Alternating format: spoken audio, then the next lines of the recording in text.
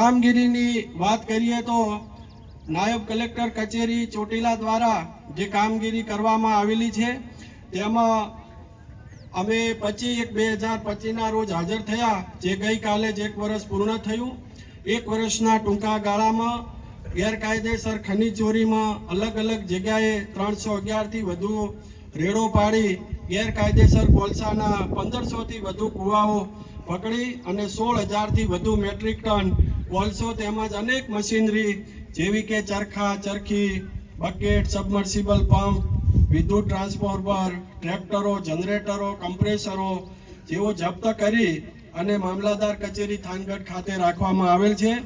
આવા જે ખનીજ ચોરો છે એ ગેરકાયદેસર કોલસાના કુવાઓ ખોદેલ, તે તમામ કોલસાઓના કુવાની માપણી કરી અને ખનીજ માફિયાઓને 1500 કરોડનો દંડ આપી અને 950 કરોડના જમીન ઉપર બોજા દાખલ કરી અને વસૂલાતની કામગીરી ચાલુમાં છે।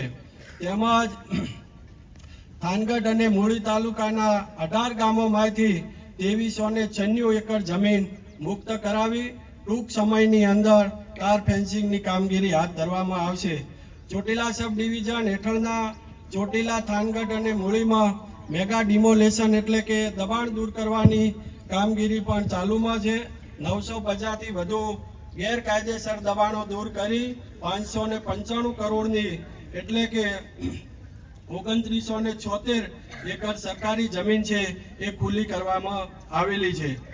સાથે સાથે ચોટીલા સબ ડિવિઝનમાં જે ઓવરલોડ અને રોયલ્ટી પાસ વગરના ડમ્પરો, ટ્રકો, ટ્રેક્ટરો નીકળે છે તે ગેરકાયદેસર ખનીજ વહન કરતા 307 જેટલા વાહનો પકડી અને 4,01,52,400 રૂપિયાનો દંડ પણ વસૂલ કરવામાં આવેલ છે।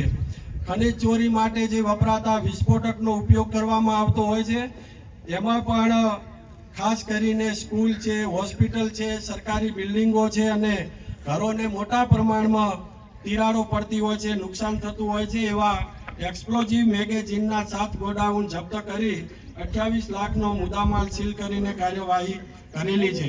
તાલુકાની અંદર અસામાજિક પ્રવૃત્તિ કરતા ઈસમોને પાસા હેઠળ તેમજ તડીપાર કરવાની પણ કામગીરી થયેલી છે, જેમાં 21 ઈસમોને તડીપાર કરેલ છે તથા આ અંગે ચોરી કરતા 234 ઈસમોના અદરેથી જામીન અને જાત મુચરકા લેવાની કામગીરી કરી છે।